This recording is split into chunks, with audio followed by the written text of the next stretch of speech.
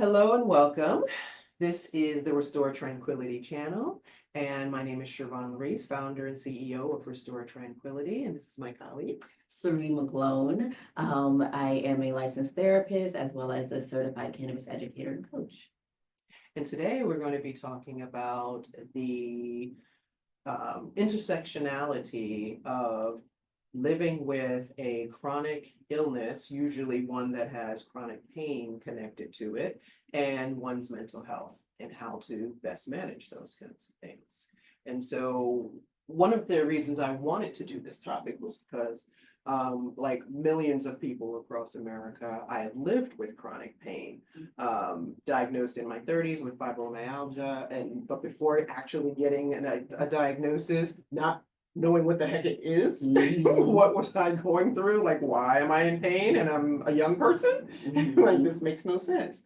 And so trying to figure out, like, number one, what was I doing wrong? Why was I in pain? Or what medical treatment could be most helpful to be able to manage that pain or to actually get to the root cause of the pain so that I wouldn't have to continue to experience it, and realize that I was also working with a number of clients who were also in the same boat, who were dealing with whatever various diagnoses they had, but were also living with chronic pain as well, and started to notice the effects it takes on mental health. Absolutely. Right? It causes that sense of anxiety because oftentimes chronic pain may not be ongoing every single day or may not be as intense, right? So some days you might feel good, but there's always this anxiety of when is it coming back? When is my either the pain coming back or mobility going to be decreased again, or whatever the symptoms are. So there's that anxiety about when is it coming back? How long is this going to go on? Is this going to be the rest of my life? Yeah.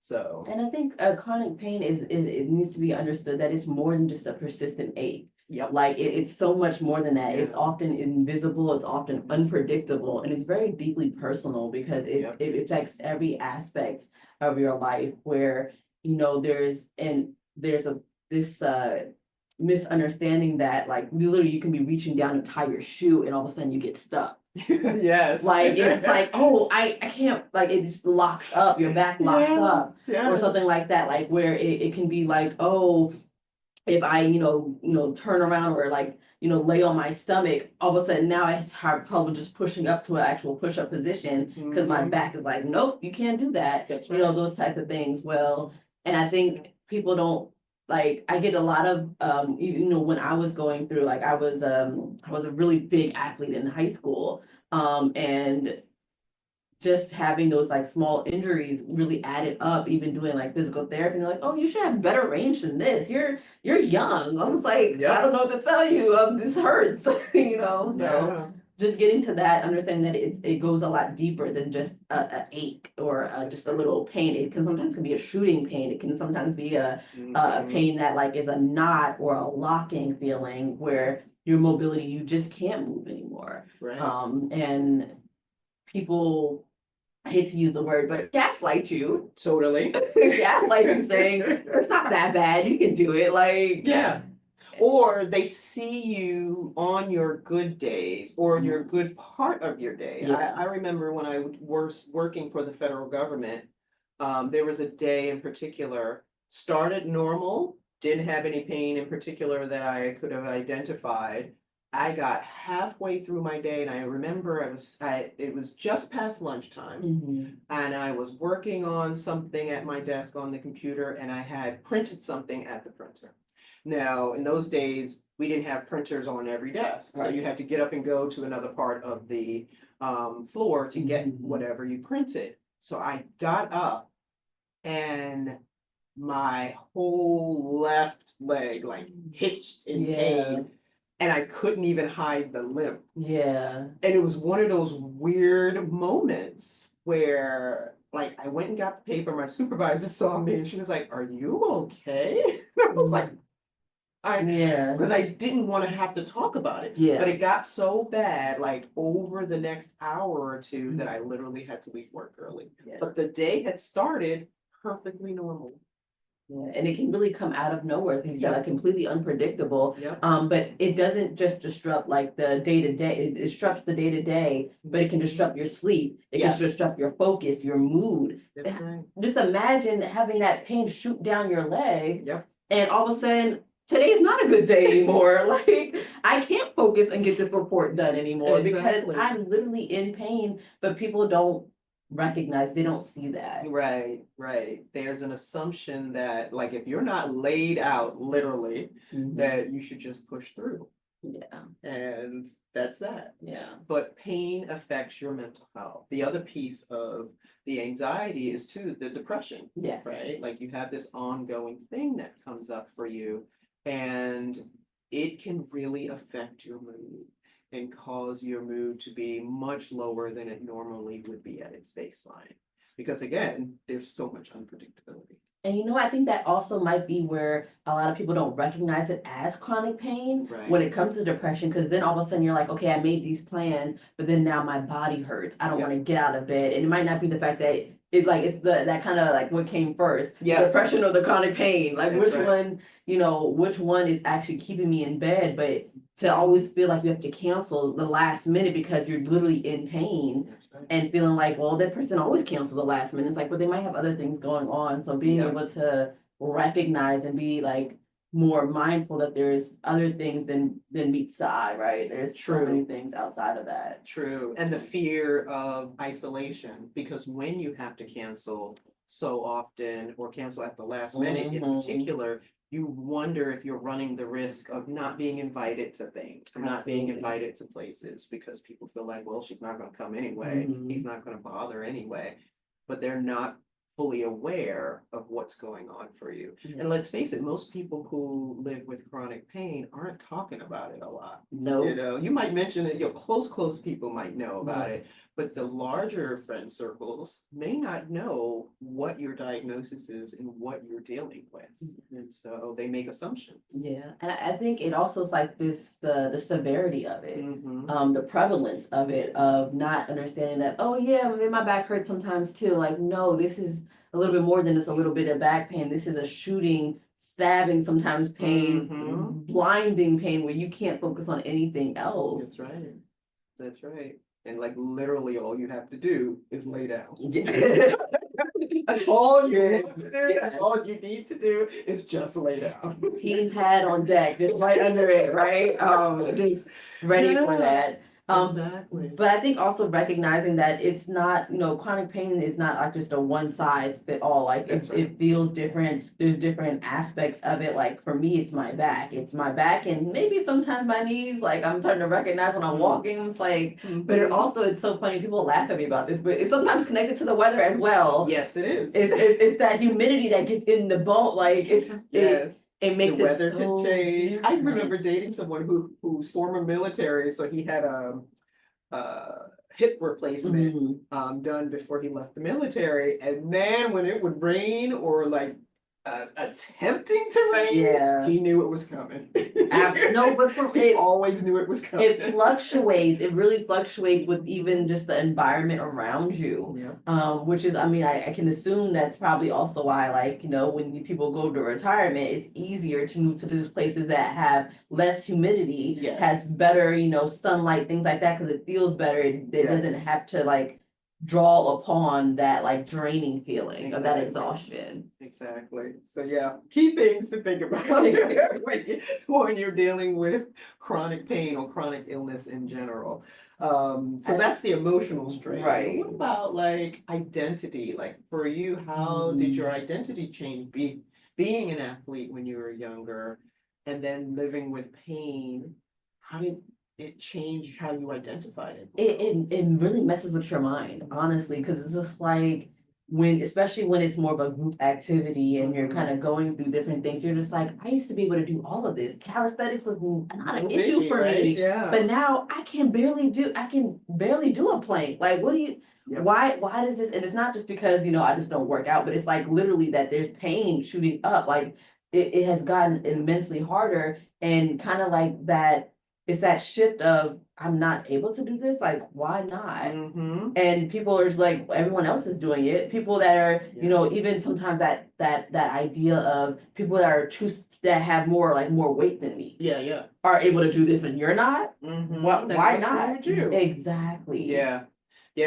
I've been a certified yoga teacher since 2012, and even before that, had always done yoga since high school.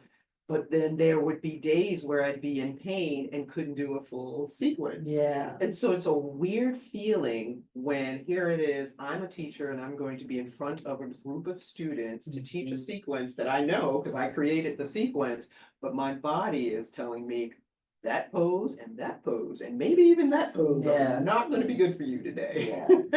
And you have, it's like coming to that realization that I have to take a step back because this is not healthy for me. That's right. And even that feeling of, if I try to push through, there's a lot of things that go wrong when we try to push through in chronic Yes, pain. and I've That done it. lightheadedness. Yes. So I say that lightheadedness, that feeling of Mhm. nauseousness that overwhelms you sometimes. Yep. The feeling of just like, I don't even know, it's like that it's not a panic necessarily, but it's that I guess that nervousness that like this can't be, like this cannot be happening to me. Mm-hmm. That's what it So, feels like. absolutely, but I That is think exactly what it feels I like. think as therapists, it's also really important for us to kind of be able to hold that space for our clients. Absolutely. That it is, you know, this we can listen to, that we can be mindful, you can be more intentional, and that it's not your fault that you're in pain. That's right. That's right. And being, you know, both of us having experienced chronic pain, I think it gives our clients a mirror Mhm. to look back through to realize, okay, yeah, I don't actually have to keep pushing myself. Like I need to honor where I am with compassion and make whatever shifts that I need to make on a day-to-day basis, which is how I started teaching Right. yoga is that I always invite students every class to make whatever adjustments they need to make for their bodies in that moment. And I will sometimes say, yesterday or the day before, you may have been perfectly fine doing this pose or this kind of sequence. Honor where you are today. Yeah. You know? Cause that stress, that, you know, that, the stress in your body Yep. really kind of like can direct you a lot of different ways. Absolutely. And it's important to like actually go to like understand that it might not just be chronic pain. There might be some other things that are leaning or adding to Yes. the pool here, Yes. that makes it a little bit just more overwhelming than our bodies can handle. Absolutely. Absolutely. Very true. Very true. So we've talked about like some of the common occurrences, anxiety, depression, how it can shift your identity depending on who you are in the world, and what you usually have to offer, and how paying attention to what's going on in your body can help you to be more compassionate to yourself, give yourself more compassion, and make the shifts you need to make on a daily or weekly basis. Hi, everyone. My name is Cerise Scott. I'm a licensed clinical counselor as well as a certified cannabis educator and coach. I'm here to introduce our cannabis coaching program through Restore Tranquility. Here we have a coaching program where we can not only incorporate more wellness into your routine, but have you better education, setting your intentions and knowledge about cannabis use, as well as how it can be more therapeutic for you, for your mind, body, and spirit, and including that holistic approach from a licensed therapist as well as a coach and educator. So more than anything, it is a stigma-free environment. Judgment is not here, but we want you to be comfortable using these therapeutic modalities and alternative medicines. So if you are interested, please click the consultation link below and schedule a quick 20-minute consultation with me, and I'll be happy to share my experience as well as share my education with you guys. Thanks. Bye. And so let's talk a little bit about some of the strategies that you can employ when you know you're dealing with a chronic illness that also has a chronic pain component to it. And so one of the things I started to get really good at was using my yoga practice to check in with my body every day. So I'd literally get on the mat, and there were certain poses I could do to kind of test where Mhm. the pain or tension might be in my body, or maybe this was a great day. Right. And there was no pain and tension, but it gave me a time each morning to do an assessment. And I think, and for those who might not be as familiar with like the yoga and the different sequences, this is where a good body scan comes into play. Of Absolutely. just being able to start from the tips of your toes, moving up, thinking about Mhm. each part of your body. And it's like, is there pain there? Is there tension there? Is Right. there anxiety, depression sitting right there? And that's where it hurts, you Mhm. know? Being able to just take that full like inventory Yeah, of the different body parts and where your body is that day is really important. so important. I think another thing would be journaling. Yeah.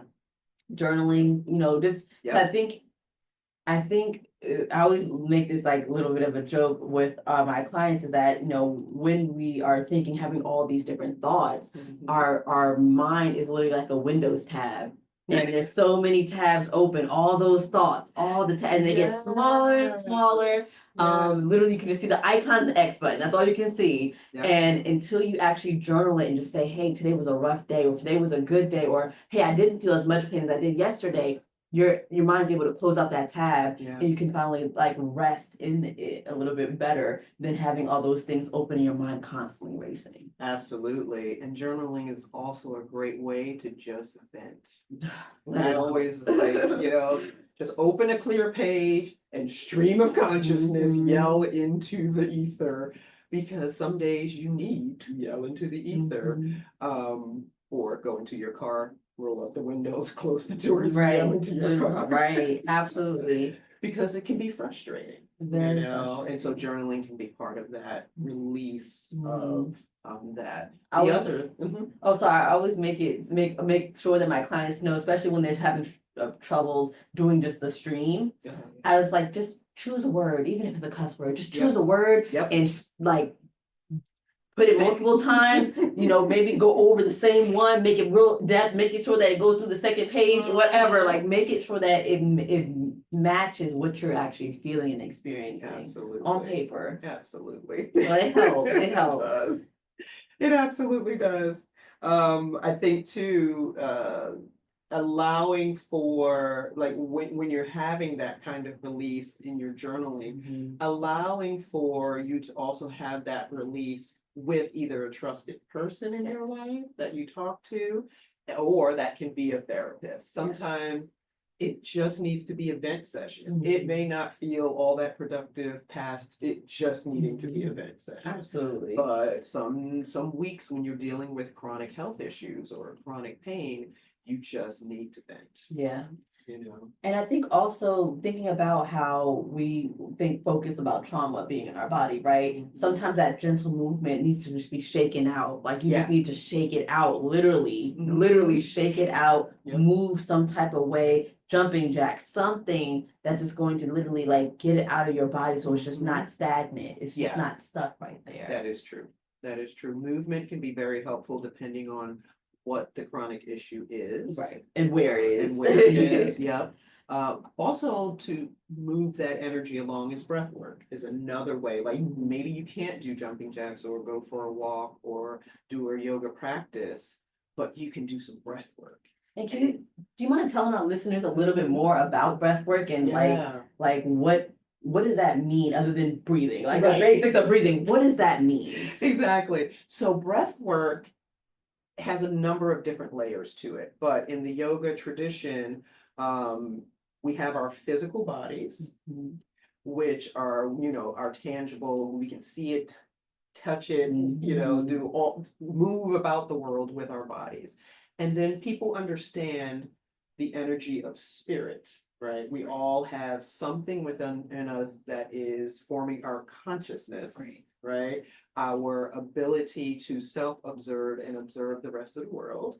And so what we like to think of the breath as is the bridge between body and spirit. Okay. Right?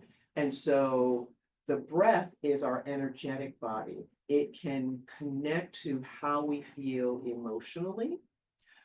It can connect to how we feel physically, but also how we feel energetically and spiritually. And so in changing your breath in a conscious way, you can change your energy. You can unblock stuck energy. So oftentimes we talk about in yoga, the issues are in our tissues, right? And so I have taught classes and I have been a part of classes where people or I have moved into certain positions and it evokes tears. Yes. Usually it's a hip position of some sort, but yeah, it'll evoke whatever is there just beneath the surface that needs to be released. And so does a breath practice. So if you're doing a vigorous breath practice, so you can do breath practices that are gentle, where you're just trying to manage anxiety and stress. And it's always recommended that you inhale and then allow your exhale to be much longer than your inhale. So say you inhale to the count of 4, you exhale to the count of 6 or 8. Right? So you're trying to calm anxiety, trying to calm central nervous system. But if you're trying to shift energy, you want your inhales to be more of a part of your practice. And so as you're breathing in, one of the most popular ways of doing this is called cyclical breathing or circle breathing, where there's no pause between inhales and exhales. You just keep breathing.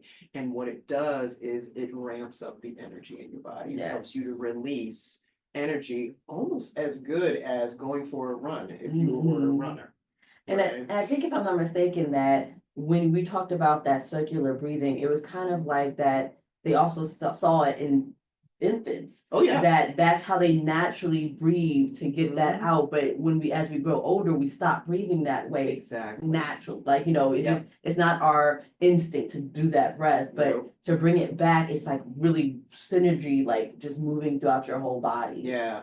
A lot of people who do energy work feel like that kind of breathing helps to balance out your central nervous system. So the sympathetic and the parasympathetic nervous system gets balanced, as well as whatever energy in your body starts to get balanced. Move it through. Yeah, to get reset, which is really nice. So breath practice, even if you're not a physically active person, can be really helpful for managing the stress of a chronic illness, as well as that kind of stuck energy that sometimes you start to feel when you're managing chronic pain. Yeah. Right. And I think we have to also recognize that, and I want to touch on that when you mentioned that how you breathed and sometimes it's going to be some popping, sometimes it's going to be some shifting, some spasms that are happening, and recognizing that release is still a therapeutic release. That some people are like, oh no, I don't know why I'm crying, or I don't know why that sound came out of me, or why my body reacted the way it did or twitched when I didn't even want it to twitch that way. But it's that release. That's right. That needs to get out. And sometimes we just need that release, but not trying to stay in so much control of every single aspect of our body. That's right. And letting it do what it needs to do. What our bodies know what it needs before we do. Always. The one other thing I'd add to ways to manage chronic pain and mental health is meditation. Is allowing yourself a few minutes each day to come to a place of stillness, come to the breath, and then just be the observer. Because in meditation, like a yoga practice, you can then pay attention to see what your body needs that day, what tension might be there, what pain may be there that you need to make some sort of adjustment for. And it allows you for some people who get trained in this, and there's a mindfulness-based training that started in Boston and has now gone all throughout the country to help people to manage their pain with meditation, where you can, and if you're a chronic pain sufferer, pain doesn't actually sit stagnant. It ebbs, it flows, it shifts. Sometimes it roams. This was my issue with fibromyalgia. It roamed the body. So I could have pain in one part of my body starting in the morning. By the end of the day, it would be somewhere else. It was weird.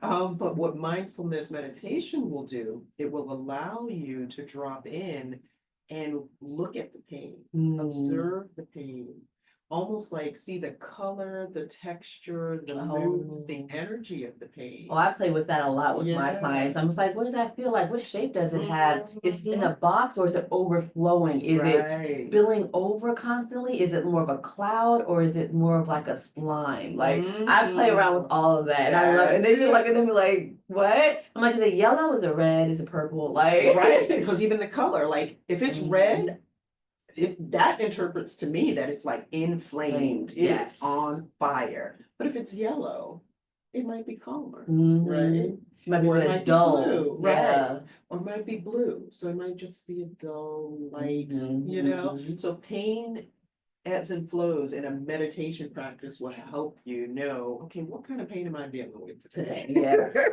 and so maybe that could even help us to be more mindful and intentional about how we prepare the rest of our day, Yes. knowing that like, hey, if I'm only at if it's an orange day, if Right. it's an orange day which is feeling like very spiky, you know, Mhm. maybe this is not the day that I do 7 clients. Maybe this is the day I do 4 clients and take more Right. breaks and and nurture myself to make sure that the heating pad is ready. Like, you know, taking, you know, those type of steps to do more mindfulness-based practices in between my breaks. Indeed, or like, so I have a couple of clients who deal with things like lupus. Mm, And so knowing, like being able to check into your body and be like, you know, this is gonna be a work from home day. This is not a get in the car, commute, be in the office all day, deal with shenanigans and foolery. yes. Let me just stay home. And a lot of people who live with chronic pain, especially in the federal government, have what they call RAs, which are agreements with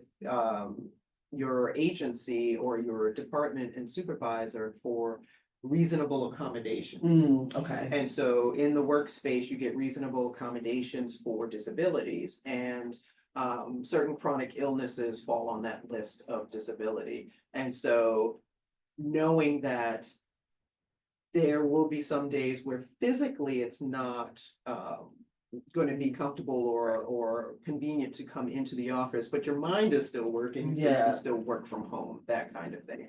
Or you only come into the office for a certain number of hours rather than doing a full 8 or 9 hour Yeah. day. Something that's just easier on our body and our perception of what the capacity we're able to give out. Yeah, and so that's one way a person who's living with a chronic illness can actually use their place of employment as a collaborator, Yes. right?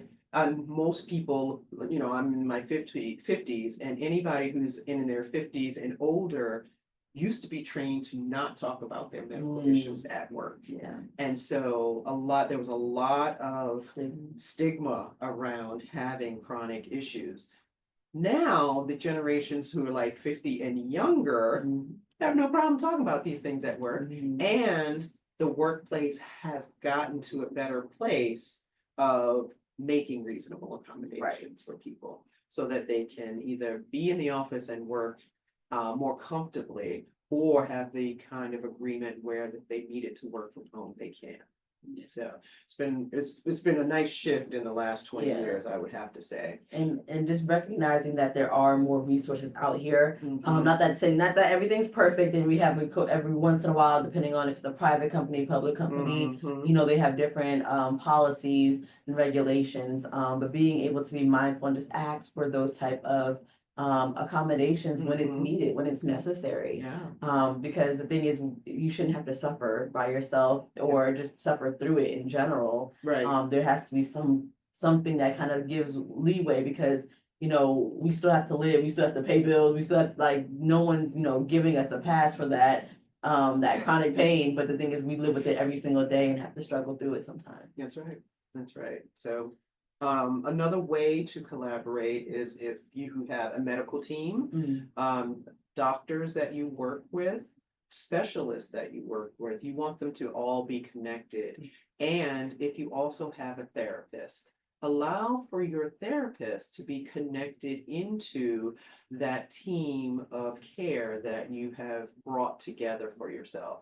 Because as we've talked about, like chronic pain affects mental health. And so you want a comprehensive team of collaborators working together on your behalf.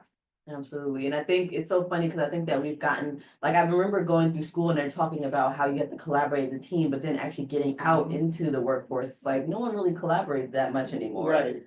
Everyone focuses on their specialty and everything else is Mhm. like, oh yeah, you'll get to that point, you got to go to a different doctor for that. Yeah. So also thinking about when it comes to even your medical team, thinking about more maybe the thinking about your body as a whole rather than just Yeah. the parts.